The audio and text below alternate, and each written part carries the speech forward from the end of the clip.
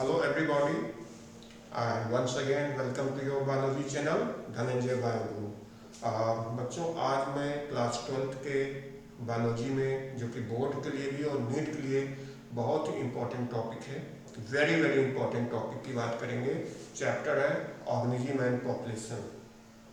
आपने सभी जानते होंगे, यूनिट एनवायरनमेंट इकोलॉजी से आता है उसका, और इसमें एक टॉपिक है how do animals organisms response to external environment, या सिंपल कहें ऑर्गेनिज्म एनवायरनमेंट से कैसे इंटरेक्ट करता है या कैसे उसमें अपने को अडेप्ट करता है, और we can say how do organism regulate their own metabolism, their own biological process with respect to the surrounding. मतलब सीधी सी बात करें कि कोई भी जो बायोटिक फैक्टर है या कोई भी इंडिविजुअल है वो अपने सराउंडिंग से, जो उसका सराउंडिंग एनवायरनमेंट है, जो उसका अगल बगल का जो कंडीशन है, उससे कैसे वो अपने को इंटरेक्ट करता है। Means interaction of the living organism with the environment, with the surrounding environment, ये कैसे होता है। तो इस पर थोड़ा हम लोग ब्रीफ में और कॉन्सेप्ट की बात करेंगे। तो ये जो बेटा इसके आपने पढ़ा भी होगा, इसको अडेप्टेशन भी बोलते हैं, लेकिन थोड़ा सा कॉन्सेप्चुअल एरिया में चलते हैं।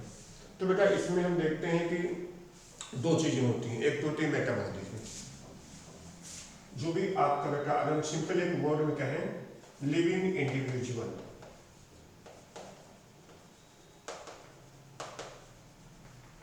जो भी आपका लिविंग इंडिविजुअल है, कोई भी ऑर्गेनिज्म है, मान लो हमने यहाँ कैटेगरी बना ली, एनिमल्स को ले लिया, एनिमल्स में आप ह्यूमन को भी ले लो, प्लांट्स को ले लो, ऑल प्लांट्स, और माइक्रोब्स को भी ले लो। ब्रॉडली हम लोग लिविंग वर्ल्ड को इन तीन डिवीजन में कर सकते हैं, एनिमल, प्लांट्स एंड माइक्रोब्स। ये सभी भी सर्वाइव करते हैं, किन चीजों में करते हैं, इनमें अपना मेटाबॉलिज्म होता है। इनका क्या होता है, अपना मेटाबॉलिज्म होता है। तो देखना है बेटा कि जो मेटाबॉलिज्म स्टेबिलिटी है, जो होम्योस्टैटिसिस है, या जो उसका क्या होता है, मतलब मेटाबॉलिक बैलेंस है, internal balance with regard to the outer environment, जो उसका अपना मेटाबॉलिक बैलेंस है, उसी को हम लोग बोलते हैं होम्योस्टैसिस। वही है मेटाबॉलिज्म का बैलेंस होना ही। टेम्परेचर ज़्यादा हुआ, कम हुआ, तो उसको रेगुलेट करेगा। ठीक है, तो बेटा इसमें नाम आता है living individual, animal, plant, microbes हो गया। ठीक है, अब बात ये आती है कि ये कैसे अपने को बैलेंस करता है ना। तो जो भी बेटा क्या होता है, हम बात करें interaction among the living organisms to the surrounding environment, या जो उसका आसपास का जो एम्बियंट है, वो सिर्फ इसलिए होता है टू रेगुलेट द मेटाबॉलिज्म। तो ये किसके लिए होता है, मेटाबॉलिक बैलेंस के लिए होता है। तो पहला आप ये चीज ध्यान रखिएगा, मेटाबॉलिक बैलेंस, जो भी इंटरेक्शन होता है लिविंग और एनवायरनमेंट के बीच में, वो सिर्फ मेटाबॉलिक बैलेंस के लिए होता है। मेटाबॉलिक को सिंक्रोनाइज करने के लिए होता है, उसको रेगुलेट करने के लिए होता है, उसको उस इंडिविजुअल की नीड के अकॉर्डिंग, उसकी बायोलॉजिकल नीड के अकॉर्डिंग, उसमें वो उसका सब कुछ आता है, कैसे उसको मेंटेन करता है, रेगुलेट करता है। इसी प्रोसेस को हम बोलते हैं होम्योस्टैसिस। अब ये होता कैसे है, आपको वाटर भी चाहिए, एयर भी चाहिए, बॉडी का टेम्परेचर भी चाहिए, फूड भी चाहिए, बहुत चीजें आती हैं। लेकिन जो नॉर्मली जो बेटा होता है आपका सराउंडिंग होता है, दो मेजर कंडीशन है। एक तो उसका क्या होता है, ऑस्मो रेगुलेशन, और दूसरा होता है टेम्परेचर रेगुलेशन। तो जो भी लिविंग ऑर्गेनिज्म अपने मेटाबॉलिज्म को बैलेंस करता है, जो भी अपने मेटाबॉलिज्म को बैलेंस करता है, वो बेसिकली दो बायोलॉजिकल प्रोसेस पे ध्यान रखता है। एक तो आपका हो गया थर्मल रेगुलेशन और दूसरा हो गया ऑस्मो रेगुलेशन। तो ध्यान रखना बेटा, इंटरेक्शन की जब भी बात करेंगे तो दो रेगुलेशन की बात करेंगे। एक रेगुलेशन होगा आपका, इसको आप ध्यान रखिएगा, thermo regulation number 1, and number 2 होगा ऑस्मो रेगुलेशन। चाहे प्लांट हो, चाहे एनिमल हो, चाहे ह्यूमन हो, चाहे कोई माइक्रोब्स हो, अगर उसको अपने एनवायरनमेंट से इंटरेक्ट होना है to maintain their metabolic balance, तो उसको दो चीजें बैलेंस करनी पड़ेंगी, दो चीजें रेगुलेट करनी पड़ेंगी। एक होगा उसको अपने बॉडी के टेम्परेचर को रेगुलेट करना। बॉडी टेम्परेचर मतलब उसको कितना मेटाबॉलिक टेम्परेचर चाहिए वो उसको मेंटेन करना पड़ेगा, और दूसरा करना पड़ेगा उसके जो फ्लूइड है, जो कि हम लोग जानते हैं कि हमारे बॉडी का 73% पोर्शन क्या है, फ्लूइड है, वाटर है, तो हमको ऑस्मो रेगुलेशन भी करना पड़ेगा। चाहे एनिमल हो, चाहे प्लांट हो, सभी चीज़ों में क्या होता है, साइटोप्लाज्म का 73 to 74% तक जो फ्रैक्शन होता है, जो उसका कंटेंट होता है, वो कंटेंट वाटर का बना होता है। तो उसमें मिनरल्स हैं, प्रोटीन्स हैं, विटामिन हैं, बहुत चीज़ें क्या होंगे, बायोमॉलिक्यूल्स होते हैं जो रेगुलेट करते हैं उसकी ऑस्मोटिक स्टेबिलिटी को। ठीक है, तो ये दो चीज़ें होता है। तो भी जो भी बेटा आपका रिस्पॉन्स है, जो भी उसका बायोटिक एबायोटिक इंट्रैक्शन हो रहा है किसी भी इकोसिस्टम में, किसी भी एनवायरनमेंट में, वो दो चीज़ों को सिर्फ मेंटेन करने के लिए होता है, वो है मेटाबॉलिक प्रोसेस को मेंटेन करना है। और इसको ब्रॉडली दो मेन कीवर्ड आप ध्यान रखना, अब जब भी आए, how does an individual responds to its surrounding, then इस कंडीशन में आपको इन दो चीज़ों को मतलब वो तभी वो इंटरेक्ट करेगा, तभी वो रिस्पॉन्स करेगा जब उसको नीड होगी अपने मेटाबॉलिक को बैलेंस करने के लिए, मेटाबॉलिक को प्रॉपरली रेगुलेट करने के लिए। तो थर्मो रेगुलेशन और ऑस्मो रेगुलेशन, और ये थर्मो रेगुलेशन और ऑस्मो रेगुलेशन की जो मैकेनिक है, इसके क्राइटेरिया पे we can classify, we can divide interaction 3 types. इसी के बेस पे हम लोग इसको 3 तरह से 3 टाइप में इसको क्लासीफाई कर सकते हैं। एक ऐसे ऑर्गेनिज्म होते हैं जिनको बोलते हैं रेगुलेटर्स, उन्हें बोलते हैं हम लोग रेगुलेटर, और ये अक्सर बोर्ड्स में आता है। ठीक है, ये होते हैं रेगुलेटर्स। दूसरी जो कैटेगरी है वो है कन्फॉर्मर की, और जो थर्ड कैटेगरी है वो है पार्शियल रेगुलेटर की। पार्शियल रेगुलेटर्स आते हैं, कभी कभी इसको पार्शियल कन्फर्मर भी कहा जाता है। तो on the basis of thermoregulation and osmoregulation to balance their metabolic state means homeostasis by any individual with regard to the surrounding. तो इसको 3 तरह के हम लोग इसमें ऑर्गेनिज्म को हम लोग कैटेगरी वाइज बना सकते हैं। One category is regulator, conformers and partial regulators और पार्शियल कन्फर्मर्स। तो अगर हम इसको कर्व पे देखें, ग्राफ पे देखें, ज़्यादा क्लियर समझ में आएगा आप लोगों को। इसको देखिए, एक हम ग्राफ बनाते हैं, बस इसी ग्राफ को आप समझ लेंगे, पूरा आपको क्लियर हो जाएगा। तो इस पे हम लोग नॉर्मली जो कन्वेंशन है, एक्स पर हम लोग कर लेते हैं एक्सटर्नल एनवायरनमेंट, ये आप लोग को ध्यान रखिए। एक्स पर एक्सटर्नल जो भी आपका एक्सटर्नल एनवायरनमेंट मतलब एबायोटिक, लाइट है, वाटर है, टेम्परेचर है, जो भी चीजें हम एक्स एक्सिस पर शो कर देते हैं, तो ये हो गया एक्सटर्नल एनवायरनमेंट। ठीक है, और यहाँ पे हम लोग इस पे कर, ये है आपका एक्सटर्नल एनवायरनमेंट, इसको आप ऐसे मेंशन करिए। और जो वाई एक्स है आपका, इस पर आप शो करेंगे internal environment, internal environment.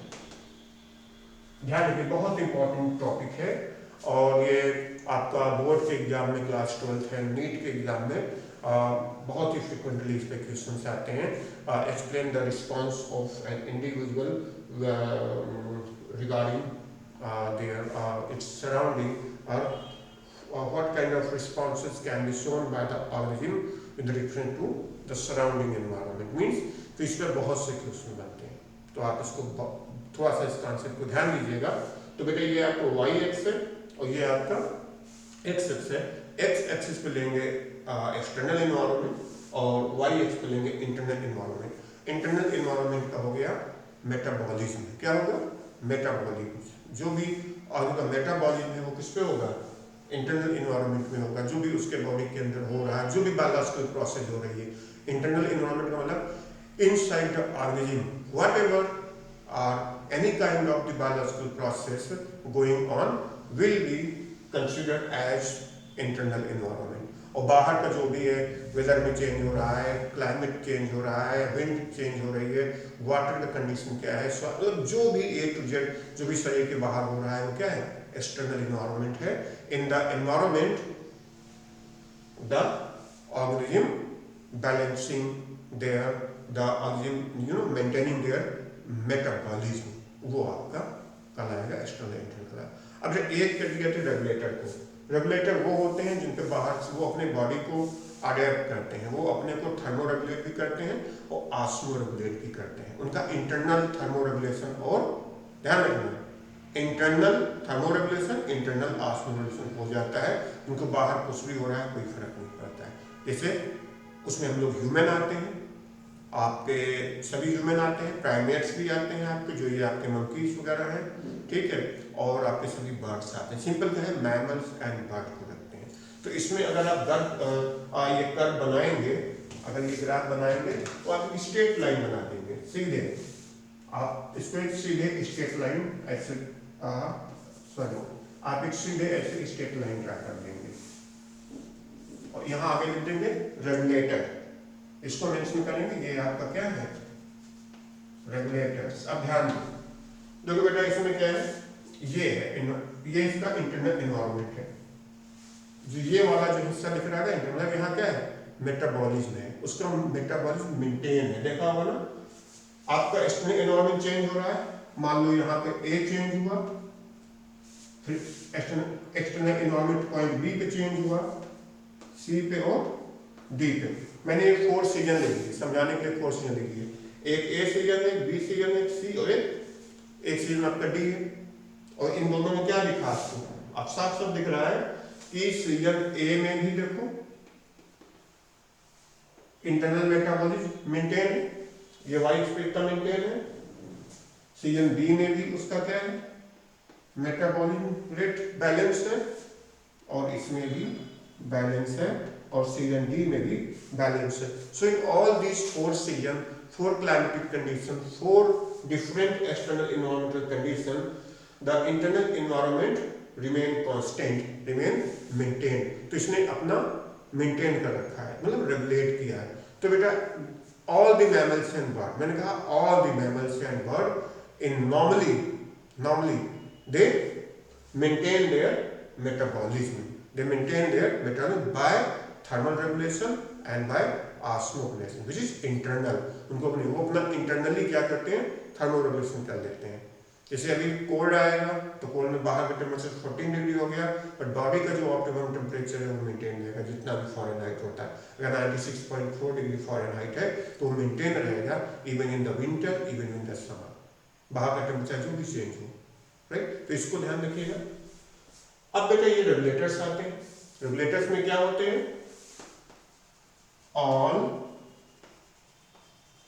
all mammals and birds, eggs, ये आप रखो. इसके बाद दूसरी कैटेगरी आती है जो होते हैं कन्फॉर्मर्स होते हैं. तो कन्फॉर्मर्स में क्या होता है, देयर ये हम ऐसे एक स्ट्रेट लाइन ड्रा करते हैं. देखो यहाँ इसको ये कर्व आपको समझना है, ये ग्राफ समझना है, इसको हम लोग मेंशन करेंगे conformers.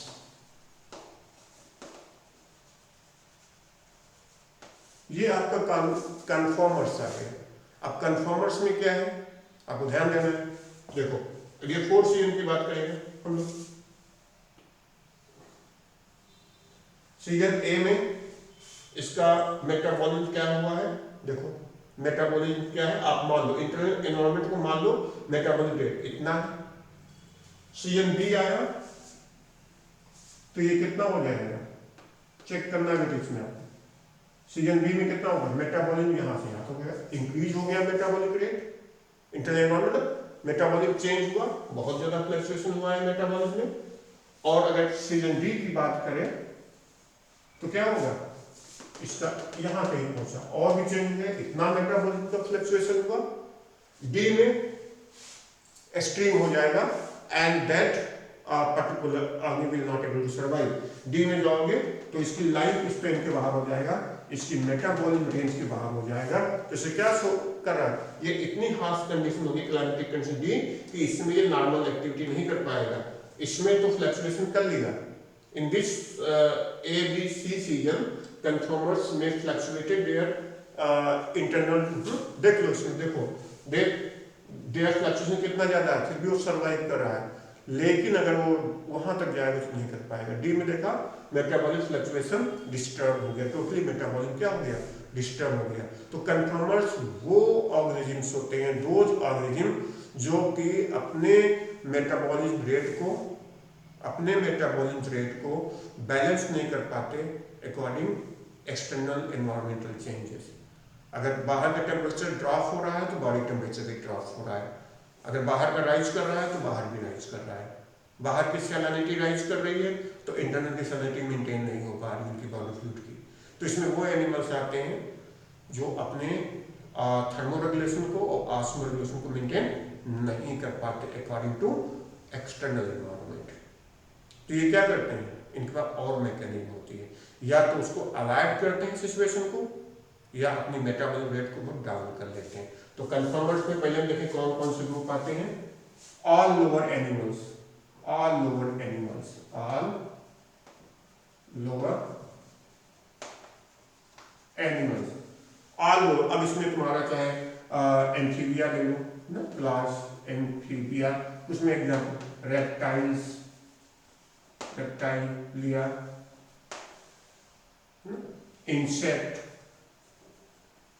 Insecta, Mollusca,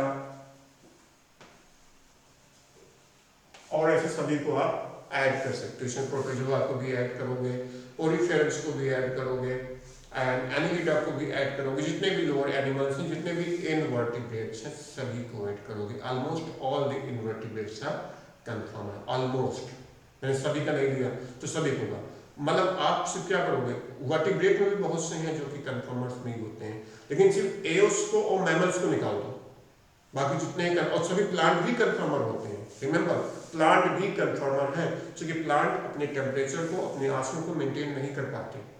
they have a fix temperature and osmotic condition, it depends very much on the surrounding. Soil की जो सैलिनिटी होगी प्लांट को वो स्ट्रेसफुल करेगी। तो कंफर्मर्स क्या होते हैं बेटे, अपने मतलब थर्मल रेगुलेशन है या जो उनका ऑस्मो रेगुलेशन है वो इंटरनल नहीं है, वो क्या होता है, वो उसको रेगुलेट नहीं कर पाते हैं। तो इसमें कौन से एनिमल्स, कौन से प्लांट, सभी प्लांट्स आते हैं, and almost all the animals including microbes, they will come in the category of conformers. ठीक है, मैक्सिमम इसी में आते हैं। अब ये जिंदा कैसे रहते हैं, सर्वाइव कैसे करते हैं, तो इनके अंदर बेटा एक मैकेनिज्म होती है कि स्ट्रेसफुल कंडीशन को अवॉइड कर दो, तो उसको बोलते हैं, या तो ये करते हैं क्या, सस्पेंडेड, क्या सस्पेंशन होता है, क्या होता है, सस्पेंशन। तो कंफर्मर्स होते हैं, बहुत हार्श कंडीशन होती है, तो ये क्या होते हैं, यही सस्पेंशन बन जाते हैं, सस्पेंड मतलब क्या होते हैं, they avoid the stressful condition by dropping down their metabolic activity. वो मेटाबॉलिक को ऑलमोस्ट इतना ड्रॉप कर देते हैं, they will not do any kind of living activity, only the important material required for their survival, वो उतना ही उनका बिल्कुल होता है। आप देखोगे तो उनका मेटाबॉलिक ड्रॉप होकर इस मिनिमम लेवल पे आ जाता है, that is only necessary for their life sustainability। तो ऐसे में क्या होते हैं, देखा होगा बहुत से जो ये आपके रेप्टाइल्स और ये जो आपके एम्फीबिया हैं, ये फिश हैं, ये इनएक्टिव हो जाते हैं, they go in a deep inactive mode. Summer में होता है, एस्टाइवेशन बोलते हैं, ये बहुत ज़्यादा हाई टेम्परेचर होता है, they avoid the environmental condition because they are not able to change their body temperature and their osmotic status, तो उसको अवॉइड करते हैं, और इसको बोलते हैं समर स्लीप, जो गर्मियों में होता है।